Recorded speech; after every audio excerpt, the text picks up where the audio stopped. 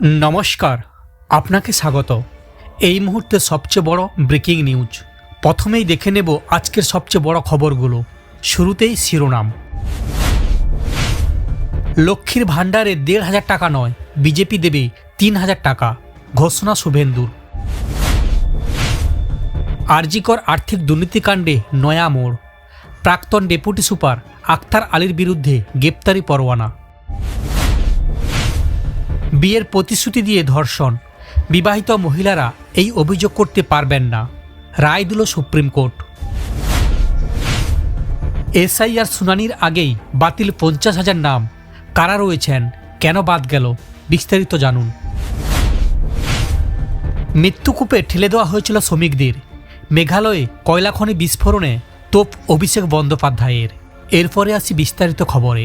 রাজ্য বাজেট অধিবেশনে সরকারে একের পর এক তীব্র আক্রমণ সারালেন বিরোধী দলনেতা শুভেন্দু অধিকারী। বাজেট বিতর্কে অংশ নিয়ে তিনি স্পষ্ট ভাষায় বলেন, ভোট অন অ্যাকাউন্ট আর পূর্ণাঙ্গ বাজেট এক বিষয় নয়। ওনার অভিযোগ, রাজ্য সরকার কার্যত একটি নির্বাচনী ইস্তাহারকে বাজেটের মোড়কে পেশ করছে। সামনে বিধানসভা নির্বাচন থাকায় এই সব ঘোষণা মানুষকে বিভ্রান্ত করার চেষ্টা চলছে বলে অভিযোগ করেন তিনি। শুভেন্দু অধিকারীর বক্তব্য, বাজেটে যেসব বরাদ্দের কথা বলা হয়েছে তার অনেকটাই বাস্তবায়িত হবে না। ফেব্রুয়ারি মাস থেকেই কিছু প্রকল্প কার্যকর করার কথা বলা হলেও সেগুলো আদৌ শুরু হবে কিনা তা নিয়ে তার গভীর সংশয় রয়েছে। বিরোধী দল হিসেবে এই বাজেটের বিভিন্ন প্রস্তাবের সঙ্গে তারা একমত নন বলেও তিনি জানান। কৃষকদের জন্য বাজেট উল্লেখযোগ্য কিছু নেই বলেও তিনি অভিযোগ করেন। বক্তব্যে তিনি প্রাক্তন বিধায়কের পেনশন বৃদ্ধির আবেদন জানান। একই সঙ্গে লক্ষ্মীর ভাণ্ডার প্রকল্প প্রসঙ্গে শুভেন্দু অধিকারী বলেন, ভবিষ্যতে ভারতীয় জনতা পার্টি ক্ষমতায় এলে এই প্রকল্প মাসে ৩,০০০ টাকা করে দেওয়া হবে। সম কাজের জন্য সমবেতনের প্রশ্ন তুলে শুভেন্দু অধিকারী বলেন, রাজ্য সরকার এই মৌলিক দাবিকে সম্পূর্ণ উপেক্ষা করেছে। ওনার অভিযোগ, যারা আগে ১০,০০০ টাকা করে পেতেন ভবিষ্যতেও তারা সেই টাকাই পাবেন। নতুন কোনো বাস্তব আর্থিক সুবিধা মিলবে না। বেকার যুবকদের জন্য বাজেটে ১৫০০ টাকা দেওয়ার ঘোষণাকে তিনি কটাক্ষ করেন। বিরোধী দলনেতা স্মরণ করিয়ে দেন, রাজ্য একসময় যুবশ্রী নামে বেকার যুবক যুবতীদের জন্য একটি প্রকল্প চালু করেছিলেন। মুখ্যমন্ত্রী নেতাজি ইন্ডোর স্টেডিয়াম থেকেই সেই প্রকল্পের ঘোষণা করেছিলেন এবং ১ লক্ষ বেকারকে মাসে ১৫০০ টাকা দেওয়ার প্রতিশ্রুতি দেওয়া হয়েছিল। শুভেন্দু অধিকারীর দাবি, এই প্রকল্প কার্যত মুখ থুবড়ে পড়েছে। বর্তমান যুবসাথী প্রকল্প আসলে একটি ভাঁওতা। চাকরির প্রশ্নে আরও তীব্র আক্রমণ করেন শুভেন্দু অধিকারী। তিনি অভিযোগ করেন, রাজ্যের ৫১টি কর্মবিনিয়োগ কেন্দ্রে কার্যত তালা ঝুলছে। চাকরি চুরির অভিযোগে সরকার কোণঠাসা বলেই বাজেটে নতুন চাকরির কোনো স্পষ্ট প্রভিশন রাখা হয়নি বলে তার দাবি। সরকার চাকরি দেওয়ার পথ ছেড়ে ভাতা নির্ভর ব্যবস্থার দিকে এগোচ্ছে। রাজ্যের আর্থিক অবস্থার প্রশ্ন তুলে বিরোধী দলনেতা বলেন, গত ১৫ বছরে হিসাব রাজ্য সরকারকে দিতে হবে। কেন রাজ্যে ঋণের বোঝা বেড়ে ২ লক্ষ কোটি টাকা পৌঁছল, সেই প্রশ্ন তোলেন তিনি।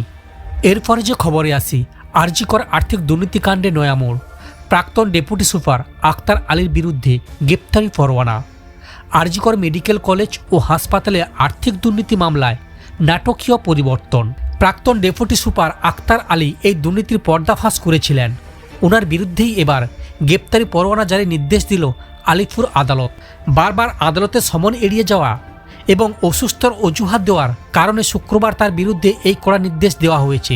কেন্দ্রীয় তদন্তকারী সংস্থা অর্থাৎ সিবিআই এর দাবি, আরজিকরের আর্থিক তজরুফের ঘটনায় আখতার আলীও ওতপ্রোতভাবে জড়িত। এই মর্মে সিবিআই ইতিমধ্যে আদালতে চার্জশিট পেশ করেছে। আদালতের পক্ষ থেকে তাকে একাধিকবার সশরীরে হাজিরা নির্দেশ দেওয়া হলেও তিনি তা এড়িয়ে গিয়েছেন। সিবিআই এর অভিযোগ, আখতার আলী ইচ্ছাকৃতভাবে অসুস্থতার কারণ দেখিয়ে হাজিরা এড়াচ্ছেন। এমনকি এই মামলায় রক্ষাকবচ পেতে তিনি কলকাতা হাইকোর্টের আগাম জামিনের আবেদনও করেছিলেন, যা সম্প্রতি আদালত খারিজ করে দেয়। শুক্রবার আলিপুর আদালতে শুনানি চলাকালীন সিবিআই এর আইনজীবীরা সওয়াল করেন যে এই মামলায় হাসপাতালে প্রাক্তন অধ্যক্ষ সন্দীপ ঘোষ বর্তমানে জেল হেফাজতে রয়েছেন। তাহলে একই দুর্নীতির অভিযোগে অভিযুক্ত হয়েও কেন আখতার আলী বারবার অসুস্থতার অজুহাতে পার পেয়ে যাবেন? উভয় পক্ষের সওয়াল জবাবের পর আদালত বিষয়টিকে গুরুত্ব দিয়ে বিবেচনা করে শেষমেশ বিচারক আখতার আলীর বিরুদ্ধে জামিন অযোগ্য ধারা গ্রেপ্তারি পরোয়ানা জারির নির্দেশ দেন। এরপর যে খবরে আসি, বিয়ের প্রতিশ্রুতি দিয়ে ধর্ষণ, বিবাহিত মহিলারা এই অভিযোগ করতে পারবে না। রায় সুপ্রিম কোর্টের, সম্মতিতে গড়ে ওঠা সম্পর্ক যদি পরে খারাপ হয়ে যায় তাহলে শুধুমাত্র বিয়ের প্রতিশ্রুতির অভিযোগ তুলে ধর্ষণের মামলা করা যাবে না। ঠিক এরকমই স্পষ্ট বার্তা দিল সুপ্রিম কোর্ট। শীর্ষ আদালতের মতে এরকম ধরনের মামলায় আইনি অপব্যবহারের আশঙ্কা রয়েছে। বিচারপতি ভিপি নাগারত্না এবং বিচারপতি উজ্জ্বল ভূঁইয়া জানান যে কোনো মহিলা যদি নিজের বিবাহিত সম্পর্ক বহাল থাকা অবস্থায় অন্য পুরুষের সঙ্গে শারীরিক সম্পর্কে জড়িয়ে যান এবং পরে সেই সম্পর্ককে বিয়ের মিথ্যা প্রতিশ্রুতি বলে ধর্ষণের অভিযোগ তোলেন, তবে এই অভিযোগ কোনোভাবেই আইনসম্মত নয়, কারণ তিনি নিজেই এখন আইন অনুযায়ী বিয়ের যোগ্য বলে গণ্য নন। এই মামলায় এক আইনজীবীর বিরুদ্ধে দায়ের হওয়া ফৌজদারি মামলা খারিজ করে দেয় আদালত। অভিযোগকারী ওই মহিলা একজন আইনজীবী ছিলেন। আদালতের পর্যবেক্ষণ অনুসারে এটি ছিল এক সম্মতিপূর্ণ সম্পর্ক, যা পরে তিক্ততায় বদলে গিয়েছিল। আদালত আরও উল্লেখ করে যে হিন্দু বিবাহ আইন অনুসারে স্বামী অথবা স্ত্রী যদি জীবিত থাকে তাহলে দ্বিতীয় বিয়ের আইন নিষিদ্ধ। ফলে এরকম কোনো বিয়ের প্রতিশ্রুতি আইনের চোখে কার্যকর করা যেতে পারে না। সেই সঙ্গে সুপ্রিম কোর্ট আরও জানায় যে ধর্ষণের মতো গুরুতর অভিযোগ খতিয়ে দেখার ক্ষেত্রে আদালতগুলিকে অন্তত সতর্ক হতে হবে। এরপরে যে খবরে আসি, এসআইআর শুনানি শেষের আগে বাতিল প্রায় 50,000 নাম। আনম্যাপ ভোটারদের যাদের তলব করা হয়েছিল তাদের মধ্যে অনেকেই শুনানি কেন্দ্রে আসেননি, তাদের হদিশও মিলছে না। এরপরে তাদের নাম বাদের তালিকা দেওয়া হয়েছে। বিভিন্ন তথ্যের উপরে ভিত্তি করে তাদের নাম বাদ দেওয়া হয়েছে। জানা গিয়েছে রাজ্য জুড়ে প্রায় 32 লক্ষের কাছাকাছি আনম্যাপ ভোটার রয়েছে। শুনানিতে তাদের ডাক পড়লেও 10%-এর বেশি ভোটার হাজির হননি। এরপরে ঝাড়াই বাছাই করে বাদ দেওয়া হয়েছে তাদের নাম। মুখ্য নির্বাচনী আধিকারিক মনোজ কুমার আগারওয়াল জানিয়েছেন, আনম্যাপ ভোটারদের তালিকায় যাদের শুনানিতে ডেকে পাঠানো হয়েছে তাদের অনেকেই হাজিরা দেননি। বিভিন্ন জেলার ইআরওদের থেকে এখনও 50,000 নাম সামনে এসেছে, ফলে সরাসরি তাদের নাম বাদ যাবে।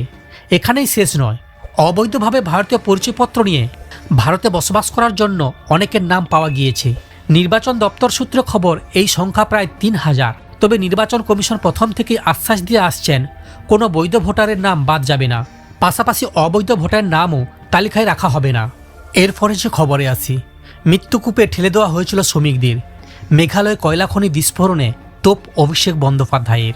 মেঘালয়ের তাসখাই এলাকায় একটি কয়লা খনিতে গতকাল ভয়াবহ বিস্ফোরণ ঘটে। এই ঘটনায় কমপক্ষে 13 জন শ্রমিক মারা গিয়েছেন। পুলিশ এবং জরুরি উদ্ধারকারী দল ঘটনাস্থলে পৌঁছে উদ্ধার কাজ চালায়। তবে এই ঘটনা নিয়ে এখন জাতীয় রাজনীতি উত্তাল। এত মানুষের মৃত্যু হলেও কেন্দ্রীয় সরকারের পক্ষ থেকে তেমন কোনো সাড়া মেলেনি। এই ঘটনা নিয়ে সেখানকার সরকারের তুলোধনা করেছেন তৃণমূল কংগ্রেসের সর্বভারতীয় সাধারণ সম্পাদক অভিষেক বন্দ্যোপাধ্যায়। এদিকে মেঘালয়ের তৃণমূল কংগ্রেস প্রধান বিরোধী দল, তাই এই ঘটনা নিয়ে তারা সোচ্চার হবেন সেটাই স্বাভাবিক। তাই এই ঘটনা নিয়ে আজ এক্স হ্যান্ডেলে সুর চড়িয়েছেন অভিষেক। ডায়মন্ড হারবারের সাংসদ লিখেছেন, জয়ন্তিয়া হিলসের একটি অবৈধ কারখানা ভয়াবহ বিস্ফোরণে অন্তত 18 জন শ্রমিকের মৃত্যু হয়েছে। খনিতে শ্রমিকদের কর্মরত অবস্থায় বিস্ফোরণটি হয়। সেখানে উপস্থিত শ্রমিকদের মধ্যে বেশিরভাগই পরিযায়ী শ্রমিক ছিলেন। একাধিক নিহত শ্রমিকের বাড়ি নানা রাজ্যে। অন্যান্য নিহতদের পরিচয় যাচাই করা হচ্ছে। মেঘালয় পুলিশ উদ্ধার ও অনুসন্ধান অভিযান চালাচ্ছে। এই খবরগুলির সম্পর্কে আপনাদের মতামত কমেন্টে জানান। ভিডিওটি ভালো লাগলে লাইক করুন এবং নিয়মিত আপডেট পেতে চ্যানেলটি সাবস্ক্রাইব করুন। এমন আরও ব্রেকিং নিউজ পেতে আমাদের সঙ্গে থাকুন। এই ভিডিওটি দেখার জন্য সবাইকে ধন্যবাদ। আবার দেখা হবে পরের ভিডিওতে। ভালো থাকুন।